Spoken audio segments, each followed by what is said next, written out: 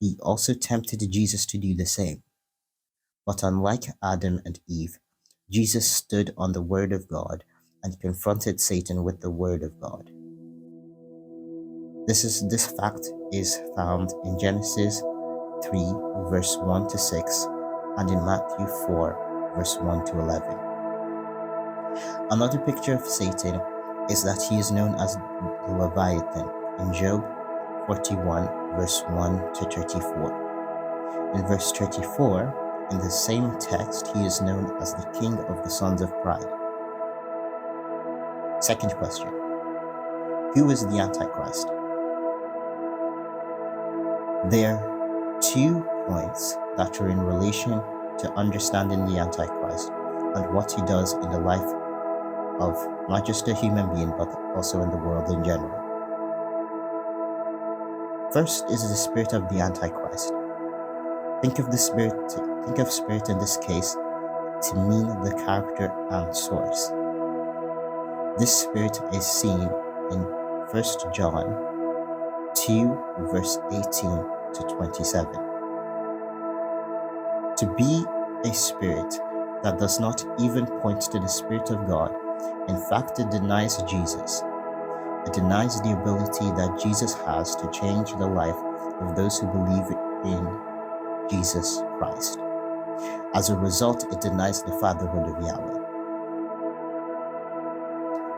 There are many who have this spirit in them, some who are in the world, and many who are in the house of God as well. This is found in 1 John 4, verse 3. This spirit makes his move on the hearts of those who have either given into and engaged in worldly desires and temptations, so much so that they have opened themselves to the characteristics of the Spirit. Secondly, the Antichrist himself. I advise you to conduct your own study on this guy in your own time, as most of what I will say here will have a Bible verse to back it up. In 2 Colossians 2, verse 3 to 12, the Antichrist is known as the person who will make himself to be like God. He will sit in the temple of God, most likely in the dome of the rock, on the dome of the rock on the Temple Mount in Israel. Well, not on, but in the dome of the rock on the Temple Mount in Israel, when the third temple will be built in its place. However, first there will be a great falling away of the people on the earth from the true faith, which is the Christian faith, and even some who practice Islam will also fall away, including those who are Jews as well. In this time, we are in this time that we are in presently, the Lord is holding all these things back from happening through the prayers of many people that have gone up into the heavens, asking the Lord to spare those who live on the earth today, and to even tarry when it comes to Bible, when it comes to the things of Bible prophecy.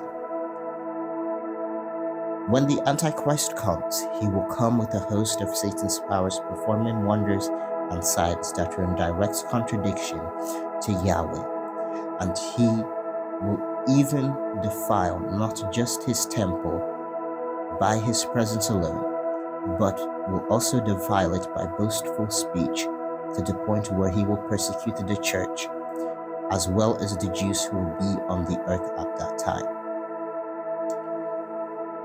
This fact can be found in Daniel 7, verse 24 to 26, Daniel 8, from verse 23 to 25, 2 John 1, verse 7, and Revelation 13, down through to 10.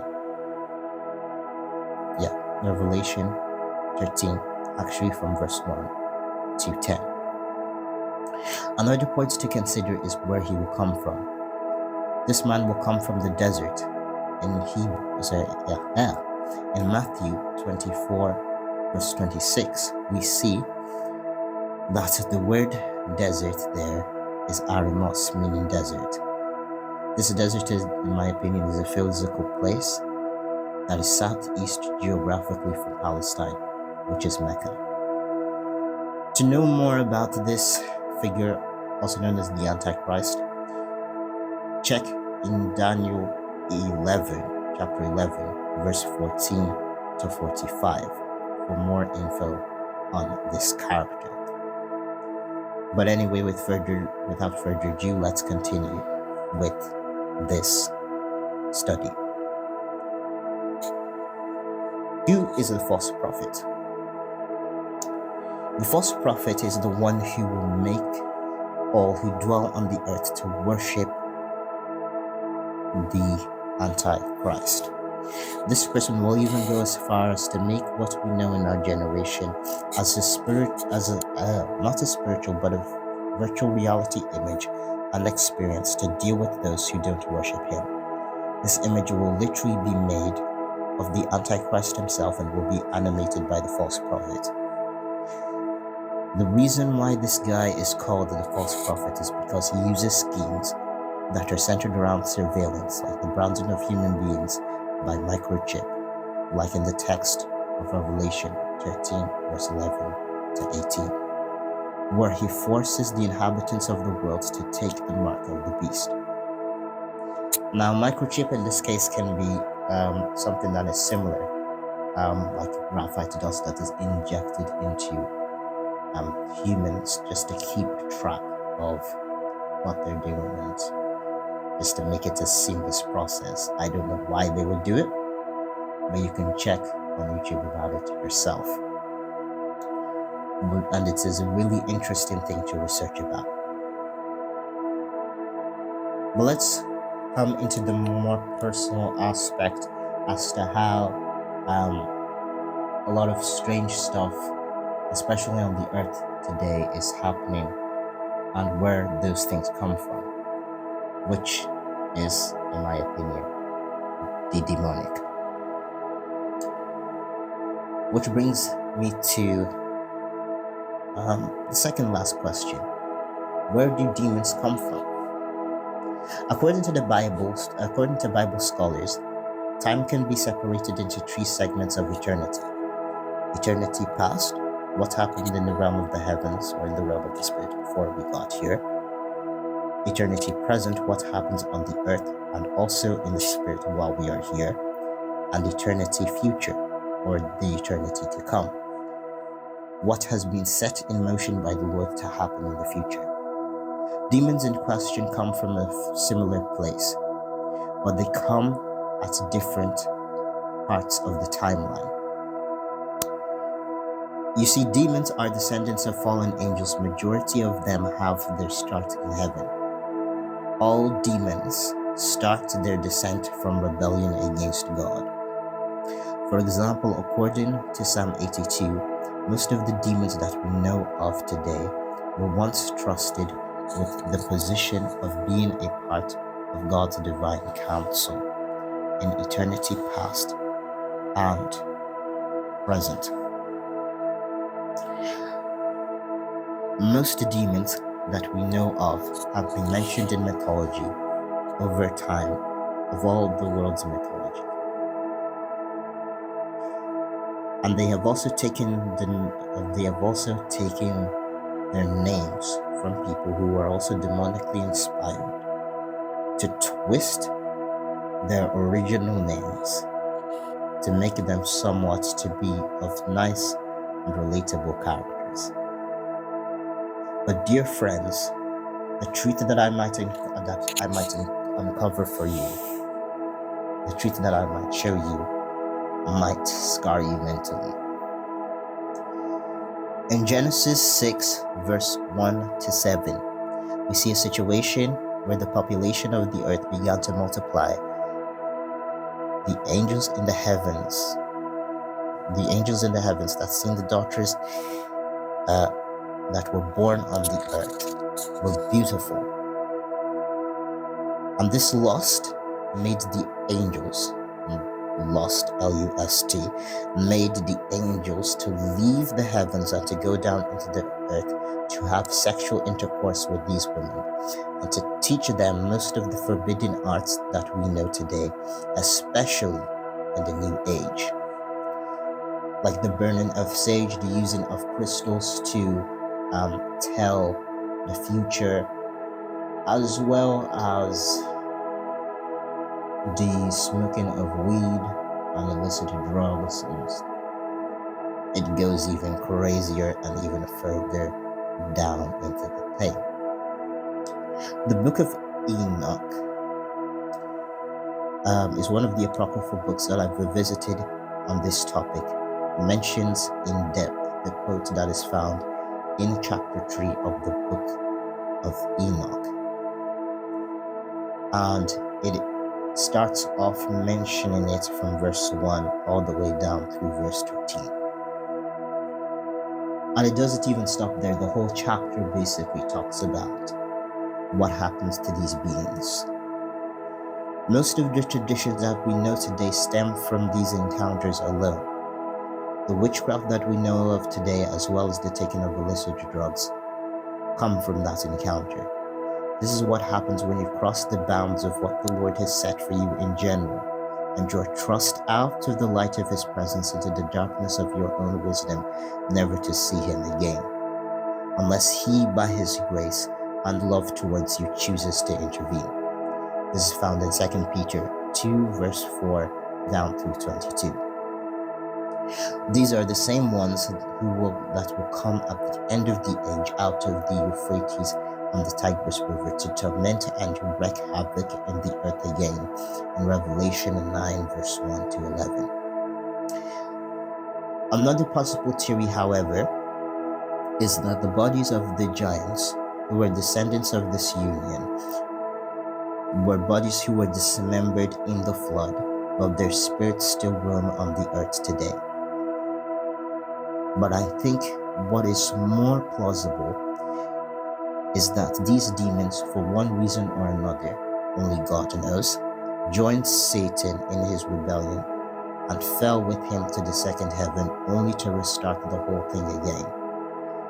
Once in Revelation 12, verse 7 to 17. And he got thrown down to earth the second time he tried it. And this second time, or this second rebellion, is recorded in Revelation 20, verse 7 to 10. How do they work? Demons can mimic the voice of God, even the voice of any creatures that you may encounter. Most spirits can use channels to speak through people. This is true for the demonic as well. I do not advise opening yourself up to such spiritual sources, as they will only destabilize and destroy your mind and even corrupt you in the long term. Check the apocryphal Book of Enoch, and also I advise you to check other testimonies of people encountering demonic entities and demonic spirits as well. And if I have enough time, I will also link those testimonies in the description. Demonic suggestion, where, like he did with Eve, Satan or even demons give you a suggestion. It may be something good or evil. This can come in the form of intrusive and seductive thoughts and even temptations. Genesis 3, verse 1 to 7. This fact can be found in Genesis 3, verse 1 to 7. Demonic oppression. This is where the life of the individual becomes rather difficult. This is where you can sometimes feel the physical weight, or even for some people you can feel the mental weight that comes from those thoughts pressing onto and into your mind. 1 Kings 9. This fact can be found in 1 Kings 19, verse 1 to 3, in the case of Elijah getting threatened by Jezebel. Demonic obsession. This is where, in some cases, depression becomes a way of life for some individuals. This is also where sexual obsession becomes an addiction to some. This is the point where individuals think and believe by demonic inspiration that they cannot do without that substance, sexual act, or even feeling depressed and hopeless. This is found in 1 Kings 19, verse 4. Demonic possession. This is the most extreme part of the journey of playing host to a demon, that is. This is where, if care is not taken, the individual or even governmental structure becomes filled with the aura of a spirit that is not of God. Think of a demon in this case as a squatter. It takes residence in an uncompleted building or area. This is how Jesus portrays the attack that demons can uh, take. I don't know if "can take" is a better word, but let's just go with that for the sake of this teaching. This is what demons can do, basically, and this fact is found in Matthew 12, verse 43 down through 45. Thank you so much for listening, and I pray that this teaching was a blessing to you. Also, don't forget to subscribe for more teachings like this, and also for more poetry like this as well. Thank you, and may God bless you. Bye.